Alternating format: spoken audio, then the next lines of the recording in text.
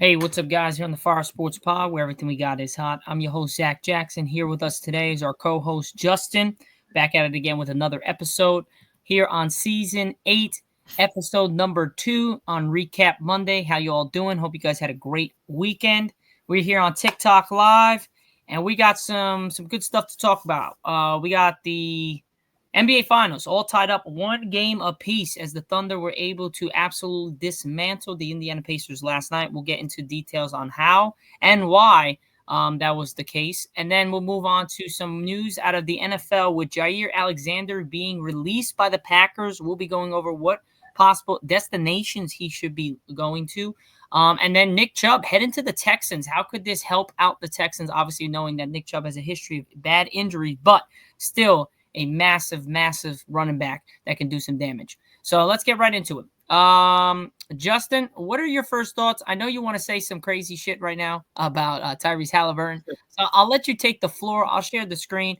Just understanding that the Thunder absolutely killed the Pacers. What did you think? Because I know what I thought. I predicted that this was going to happen, but what do you think? Why the Pacers weren't able to get going and OKC was able to get them? You see, the NBA Finals is where superstars are supposed to show up, not terrorists. Taliban really didn't get any buckets, and that was what caused the Pacers to lose. I mean, I think throughout the first 3 quarters, he only had 2 or 4 points, something like that. You can't be a superstar doing that. Pretty bad. Not at all. And I don't know. It just seemed like their half-court offense was stagnant, which is expected from Indiana because they're not really a half-court team. They're more of a team that likes to run and gun, get shots, and get points in 7 seconds or less on the clock. I just thought OKC played their game, and they got a lot of help from Caruso and Wiggins on the bench, and that was really the difference in the game. And then Shea is just unguardable. He might be the most unguardable player in the mid-range, arguably, right now, especially at guard. Yeah. I mean, what other guard is scoring like that? So not a lot. There's only a few. And no, I don't want to say any names because then the chat's gonna think I'm biased. So I'm not gonna say any names. I'm just gonna say there's a lot of good guards out there, but Shea's definitely the best. No, I definitely agree with that. Appreciate the shares, guys. Guys, if you're new here in the live, don't forget to drop a follow as well as a like and a share. Let's try to get to over 1,000 likes here. Appreciate the follow, ACMS Pierce. Appreciate the follow. So again, like I said, going into this, I went back and forth when I was doing my picks. I went back and forth. I was, do I go with them? Do I not? Do I go with the over of points? Do I do the Pacers covering the minus 11? Or do I just take OKC to cover it all and then the over on points? So I took them to cover the spread last night, which they did. They won pretty handily. Again, Shea is a walking 30-plus a game. You're not going to really keep him under that unless he personally shoots terrible.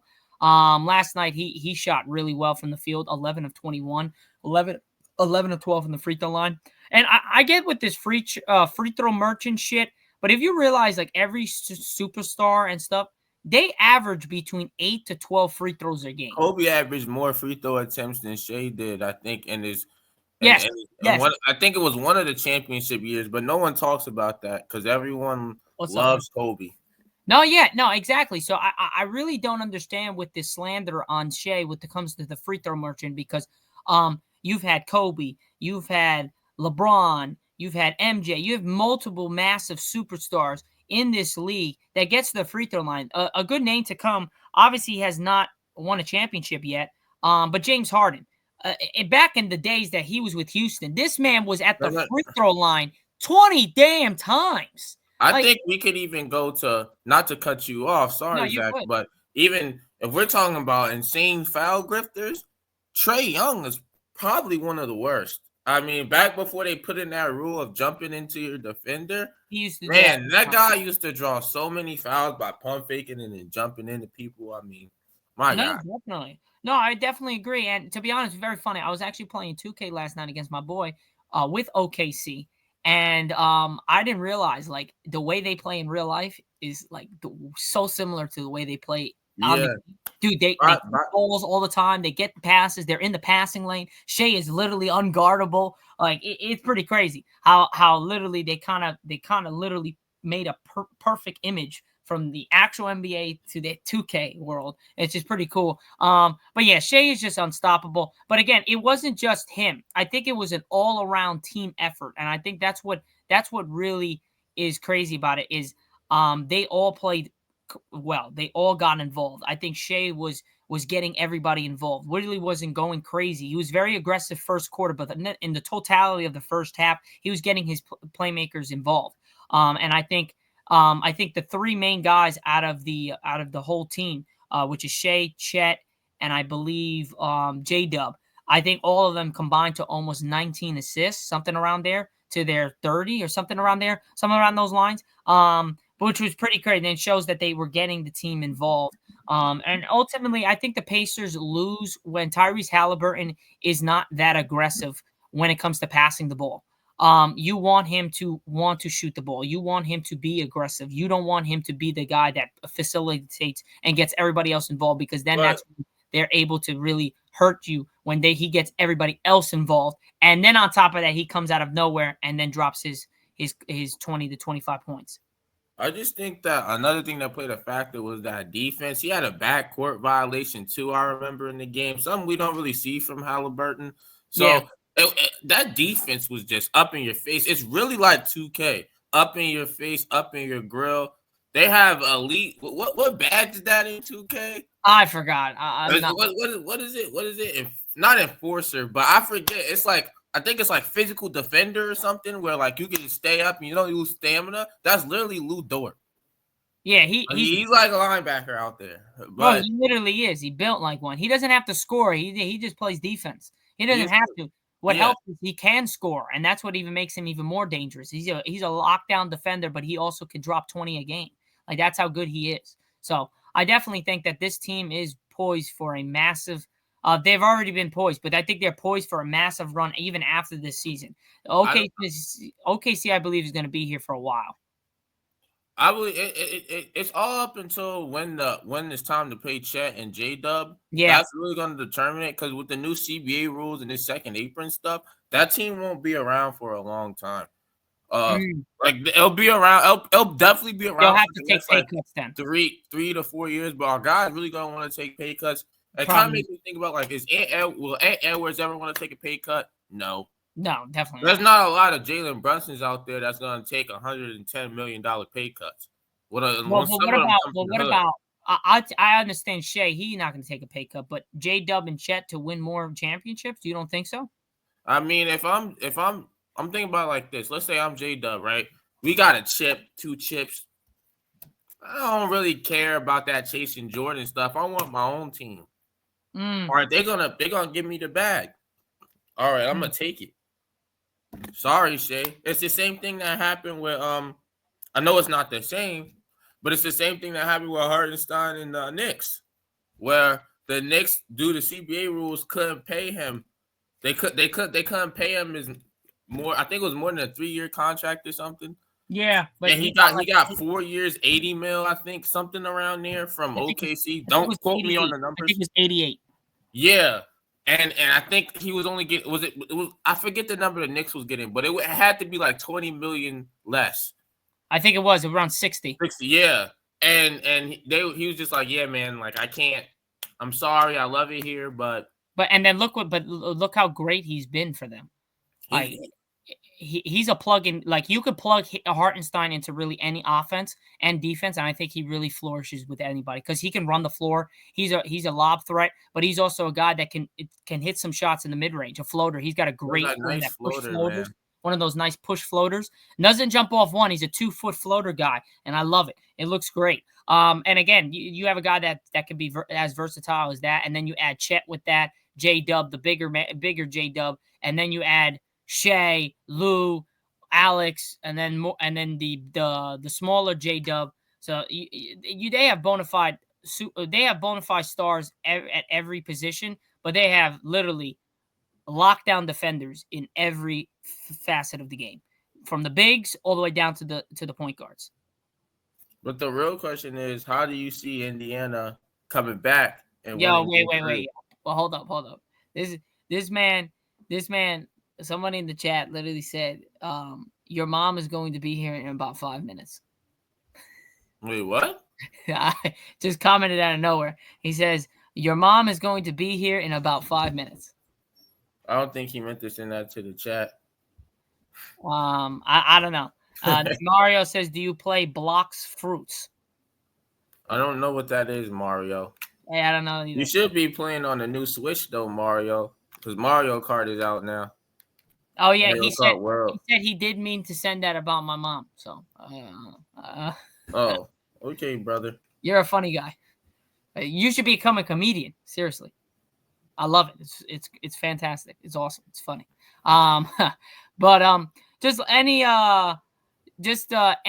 any final thoughts? I just asked you a question. Oh, I didn't see. I didn't hear it. What's up? I said, how do you see the Pacers responding back in game threes and game three? And do you think they could win game three? I think they will win game three. Why? Because it's back in Indiana. It's their first game in Indiana. I don't have the Pacers winning game four.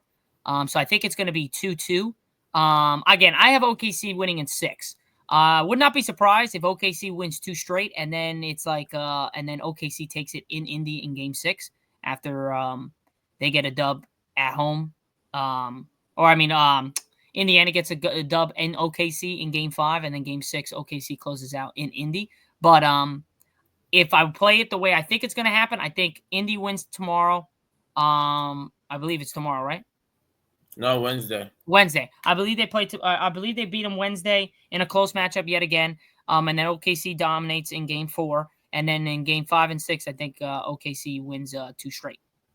I have the Pacers losing game 3 only because they struggle in game 3s, man. Like I don't know. Oh, they do. Yes, they have those. They typically struggle in game 3. I'm gonna stick with mine though. I'm gonna disagree. I'm gonna stick with mine. I just think that they can. I think they can reverse the curse. I think they're gonna change that curse, and I think they're gonna get the job. They already used enough demon energy to get to where they at. They need to stay where they are in the trenches, man. Halle Band needs to stay where he's at. A loser. That is funny. But realistically, it was funny. It was actually a pretty close game. The score doesn't really tell the game at all. It really didn't tell it. It was actually a very close game in the first half. The difference was that second quarter. If you look at it, OKC won the first quarter 26-20. Second quarter 33-21. If you look at after that, third quarter was 34-33. Fourth quarter was 33-30 Indy. If you look at it, that second quarter screwed Indiana. They got outscored by 12 points in the second quarter. And if maybe they cut that down, we're talking about a closer game, maybe similar to game 1. So they really did not play well in that second quarter, and that was kind of the difference of the game right there. If you look at it in the grand scheme of things, you look at it, the second quarter was their kryptonite last night. So but not to cut you off, but the thing about the Pacers is you can't let the Thunder go on runs like that. Like they're a team that once they get a big lead, it's really hard to come back, and they're not a team that chokes very often. Indiana, like for them, like keeping a big lead is nothing. I feel like with the talent that OKC has, they could cut that down. Not that I agree. But OKC had a big lead in game 1, and the Pacers came back, and I just think that was mainly OKC letting the foot off the gas.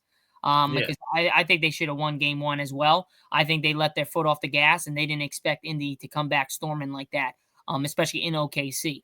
But I do think that OKC will take care of this in 6 games. Would not be surprised if it ends in 5, just the way OKC played last night. But again, I don't think Indiana's going to go out like that. I think they're going to make it a series. I think they'll win either game 3 or 4. But I think that will be it for them after that. Any last thoughts here on the NBA Finals as then we move to the NFL? Last thing I want to say is I don't know what Adam Silver's doing with the decals, whatever that is, but it is trash. The NBA court doesn't even look like it's the finals. It looks like a regular game. Like they care more about the in-season tournament than they do the finals. Even the ESPN broadcast is horrible with Doris Burke and I miss Jeff Van Gundy, Mark Jackson, and Mike Breen. I never forget Mama, there goes that man. Yep. And the ESPN like band music. I don't know what this rap is now. They keep playing Drake Nokia after every single. I don't know. I really don't. I like the NBA announcing and the graphics way better. Before. Now it's kind of just bland. There's no like excitement. Like the announcers are just kind of boring half the damn time. I used to like hearing Mark Jackson, especially in the finals with that 2016 with LeBron and Steph. That was great. And Mark Jackson was on something. Dude, he was saying. I don't know what I think that series he was talking about LeBron's wife. He was like, I hit that out of the park or something. I remember that. He was like respectfully. He was like respectfully to Savannah James, but I hit that right out the park respectfully. Jesus Christ. That's probably one of the reasons why he got banned off of ESPN. Do you remember that? I remember that. Oh my God, that's deja vu right there all over again. Wait, one last thing before we switch the subject. That reminded me of like Chris Webber. When Chris Webber was like, we have to car park. He's like, I know LeBron just hit that logo 3, but we must compartmentalize. Black men in America. Jesus. I remember some crazy comments by Mark Jackson and Chris Webber, which is nuts. But Space Vegas said maybe it's because Doris Burke yapping 70% of the time. I definitely agree with that. Doris Burke, it sounded like when I was watching the Celtics series, it was all over Twitter too. She said, I don't want to say it, but it sounded like she was saying the N-word, man. I don't know. She was saying Knickerbocker, but she wasn't saying Knickerbocker correctly. So it sounded like the other thing. And people were like, what? Oh my God. That's funny. But we're gonna transition to the NFL. We had some pretty crazy announcements today. According to Bleacher Report, Jaire Alexander released by the Packers earlier today. He will be a free agent amid contract and / trade rumors. We're gonna be going over just where do we think Jaire Alexander? I think Jaire Alexander is one of the best corners in the game. I just think his head is not in the right place sometimes. He has and it comes with a lot of these guys who think that they're above everybody. He does things that are in question. I think that he could definitely be a better overall player, individual, just understanding the game, and not being a hardhead. I think sometimes you need that in this game, especially as a cornerback going up against one of the all the best wide receivers in the game. But I think a lot of teams need this type of guy. I think he's a great guy for your team. Just got to see about the locker room. We had some rumors about him being a bit of a guy that kind of starts things in the locker room in the Packers. There's a lot of ins and outs of that organization, especially when Rodgers was there. We all know with that bullshit was there. So I definitely think Jaire can be suited a lot of places. I know, Justin, you heard some rumors about the Giants trying to pick him up and stuff like that. I really personally think the Giants could offer him something. I just think that I don't think he's want to go there. He's a free agent, so he has a choice where he wants to go pretty much. I mean, if you're him, where would you want to go? I mean, a championship contender. There's a lot of teams that need it. The Chiefs need it. The Chiefs need a lockdown corner. They have one on one side. They don't have the other one on the other side. They need two bona fide. You get that right there. I definitely think Jaire can help them. Buffalo could use one. Baltimore's getting a little thin on the secondary. You can add him there with Hamilton and all those. That'll be something. Naming a few. I mean, the Eagles, I hate to say it. The Eagles could lose him. Could use him. Space Vegas, I just said the Ravens could use them as well. That's a good one. I mean, I'm going to be biased here, but the Cowboys definitely could use him if we're not going to pick up Jalen Ramsey. There's two of them. There's two big ones out there. Jalen Ramsey, I know he's older, still a great defender. I really said the Bengals. The Bengals need as much defensive help. They need everybody. They need everybody. They need to sign him, Jalen Ramsey. They need to re-sign everybody. They need to try to get multiple different guys in free agents. But they just care about offense. They care about ratings. They care about fans. They don't care about winning, because if they did, they wouldn't have paid Higgins all that money. They would have let him go, and they would have paid Trey Hendrickson, one of the best defensive lines in the game. And I think that they made a mistake. And I just think that that's kind of where things are headed. But again, I think Jaire can be a bona fide star on any team out there. But I just think if it's up to him, I definitely go to any championship contending team. I know you might say the Cowboys are not a contending team, but still, they're in the playoffs most likely almost every year. For the last 4 years, they were. Just last year, they weren't. Again, you're in an NFC conference. You stay in that conference. You'll see Green Bay. I know he wants to stick it to Green Bay, definitely. So I definitely think that you want to might want to stay in the NFC, try to see. Tampa could use something in the secondary. They're a little maybe San Francisco too. Exactly, San Fran, definitely. Who else? Commanders, they could use them in the secondary. Commanders gonna be so nice next year. I forgot about them a little bit. And they just got Debo too. Yeah, they're gonna be great. So there's a lot of options for Jaire. Texans could use them. They're a little thin on the secondary as well. Again, like I said, I can just keep naming teams. I just think every team could use him. He's just that good of a cover guy. I just think that his head needs to be in it, and he needs to want to be there. And I think in Green Bay, it was a fit for a good amount of time, and then you just heard about all the rumors, him getting suspended last year for doing bullshit, and all that crap. I think it just kept taking a toll, and it just kind of got to a point where we're just going to let you go because you're just not good for our locker room right now. And that's going to be the biggest question when he goes to different teams. Is he a good locker room guy? Can he adjust? Can he be that leader on the team for that secondary? I'm not going to lie. This is a sports thing, but I don't think it's that hard to be a leader on a team or just be good on the team. I just think that maybe he just didn't want to be there and he was doing stuff. You like how in a relationship sometimes a girl doesn't want to be the one to break up. So they do a lot of bullshit to make you be like, damn, I got to end this. That's probably what I feel like happened with the Packers and Jaire. That's not a bad analogy on that one. I give you credit for that one. No, that's not a good one. But ultimately, I've been talking for a bit. What do you ultimately think about this? Do you think it was the right move for the Packers, especially for them trying to compete for championships as well in the NFC? I don't think you not to cut you off again, but I don't think you get rid of talent the same way. When I'm a Giants fan, and when we traded Odell, I really didn't understand because I don't care. First off, they drafted Daniel Jones the next year, but not talking about the Giants. I just don't think you get rid of talent. Unless they're like crazy and kill people like Aaron Hernandez, I don't think you should get rid of talent. What? He's boastful. He's cocky. Okay, he's one of the best corners in football. Deion Sanders was like that. And he's the best. Most of the best players are like that. They have a chip on their shoulder. You should want that on your team. I think so. That's why Green Bay has a problem sometimes.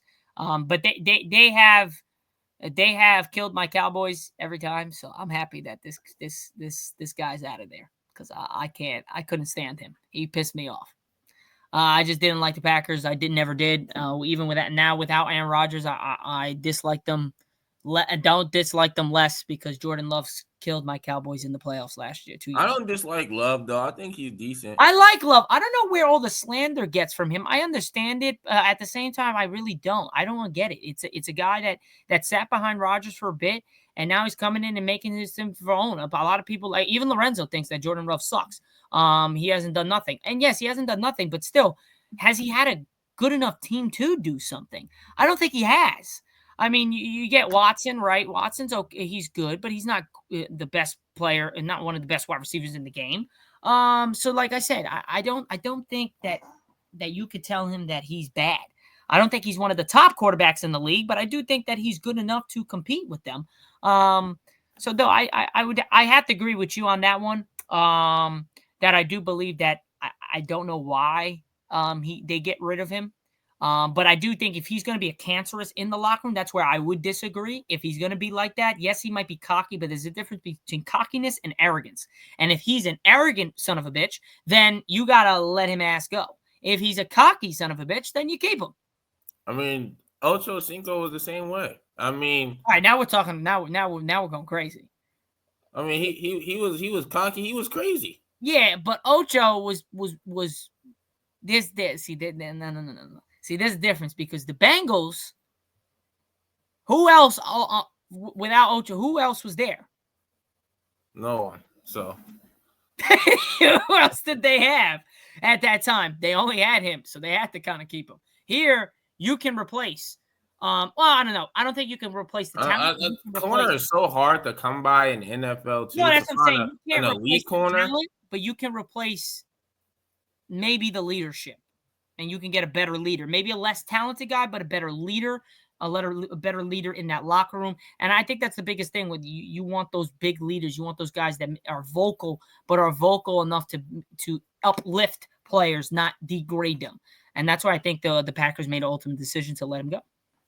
I mean, well, then this makes me question, was Kobe a cancerous then?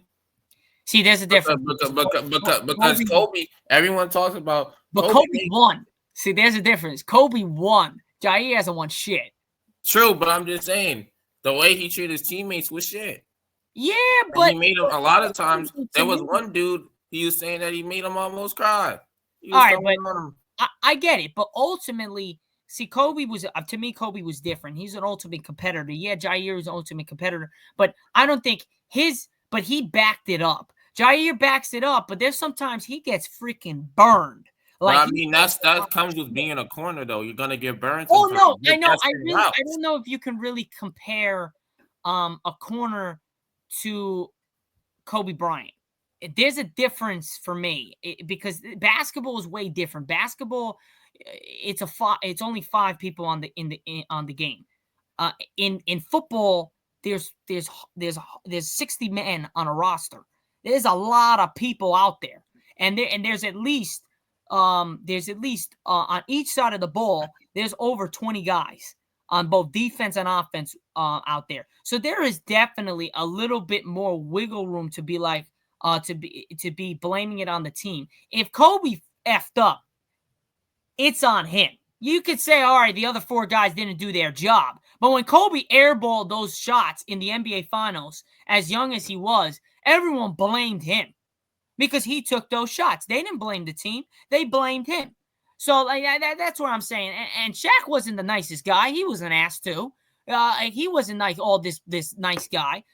There's a lot of players out there that are just asses. But there's a difference between being an ass and a guy that's going to be an ass but get on you to do better. And that's what he ultimately, when people succeeded, he loved it. When people hit shots on his team, he loved it. Ron Artest hit that 3, he loved it. Like Derek Fisher, like he loved those moments. Shaq, like he loves those moments. He's an ultimate competitor, but he uplifts his teammates to try to be better than what they are putting out there. Jaire, maybe I've heard some things where he says some things and people are just not accustomed to wanting to go to battle with him. Kobe, I'll go to battle with him any day of the week. That's just who he was. That's my personal opinion. If you think different, then you think different. But that's just my personal opinion about that. I get it. I understand. So I'm happy you understand. I'm good. We have a good understanding. All right. Our next one is a bit of a change of course. We're going to a guy that has been arguably one of the best running backs in the game, but he cannot stay consistently healthy, and that's my man, Nick Chubb. I really like him. I love him to death. I think he's a great dude. He's a good leader. He's a guy that works hard, is in the gym 24/7, 7 days a week. He deserves a lot of credit to getting where the Browns were a couple years back with Baker Mayfield against the Chiefs in the playoffs, because without him, they're not there. I mean, Nick Chubb was a valuable option for the Browns for the last 7 seasons, but their inconsistency at the head with management and then quarterback play really took away from this guy's great potential in this league. And I think him going now to the Texans, that's the rumors now, and it's been made that he's going to be signing with the Texans soon. He's coming off a horrific injury again, and I think he'll be back. I just don't think he'll be back where he'll be in the tops of the tops. I could be wrong. He proved everyone wrong the last time when he came back from a horrific injury. He actually got better. I didn't think that was even possible, but he actually got better statistically and in every category. So I definitely think it's possible. But after 2 horrific injuries, it's going to be hard on a 1-year deal as well. Obviously, Space Vegas, he's there for 1 year. So that was because Bleacher Report said it's reported that he signed a 1-year deal, not like emphatic, and I haven't seen anything on ESPN yet, but I have not been on ESPN, so that's maybe why. But it's confirmed that he is there. I just think I just looked it up. He did. It's official. Okay. When was it official? A few hours ago. I was washing my car. No, that's on me then. But I think this was going to do really well. I think if the Texans, I'm not mistaken, I think they still have Joe Mixon. So you pair Joe Mixon with Nick Chubb. I think that's a great dual threat in the back in the running back room. I think that's a great. I agree. They're definitely a Super Bowl contender for sure. Yeah, I think. And their defense is good too. Their defense got a lot better. I forget the name of the lineman they drafted. Like they need to get continuity, and they need to make sure Tank Dell is fully healthy. I don't think Tank Dell got hurt pretty late. No, he got hurt really bad last year. He blew out. Yeah, I don't think he's gonna be healthy to start the year. But that's the problem. They're gonna double team Nico Collins, and then who else are you throwing the ball to?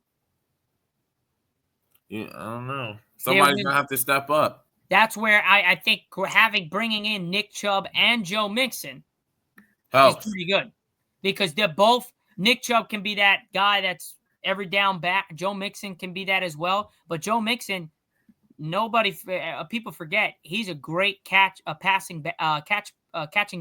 He can catch that ball out of the backfield and make some people miss. Nick Chubb as well, but you usually put Nick Chubb as a guy that's going to run people. Like a power back. Yeah, Joe. But I think it's great, especially for C.J. Stroud, a guy that's been a guy got sacked a lot last year and was inconsistent in his second year in the NFL. I think this year is going to be a different year. I just think that they need consistent play out of their wide receivers, and their offensive line needs to keep him goddamn protected. That's with any team, though. You gotta keep your quarterback protected so that he can. I agree, Space Vegas. 1-2 punch with them are gonna be nuts. But what is your thoughts, Justin? I don't know. I kind of concur with what you said. I think it's a good move. I like the word.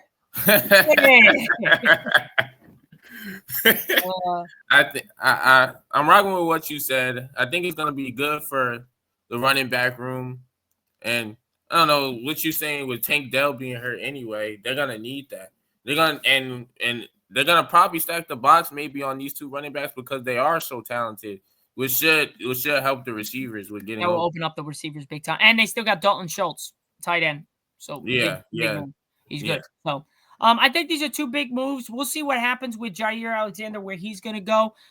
It's going to be interesting to see. He's one of the best corners in the game, so we'll see where he ends up. But and Jalen Ramsey as well, because he's out there as well.